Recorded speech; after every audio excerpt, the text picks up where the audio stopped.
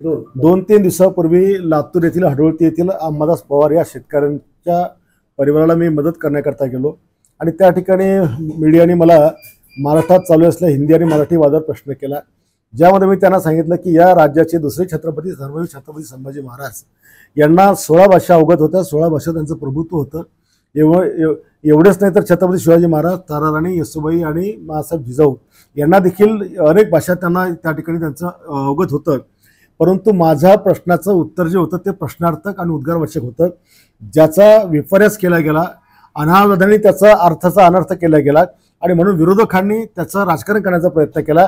छत्रपती संभाजी महाराज आणि शिवाजी महाराज माझ्या रक्ताच्या थेंबाथेंबात आहेत, त्यामुळे विरोधकांनी किती उलट्या बोंबा केल्या असतील तर त्यांनी हे समजून घ्यावं की आमची शिवनिष्ठा किती मोठी आहे. हा जो शब्द चुकून माझा बाहेर पडला त्याबद्दल ज्या शिवभक्तांच्या भावना दुखावल्या असतील तर हा शब्द मी त्या ठिकाणी मागे घेत आहे. त्या शब्दाबद्दल मी दिलगिरी व्यक्त करीत आहे.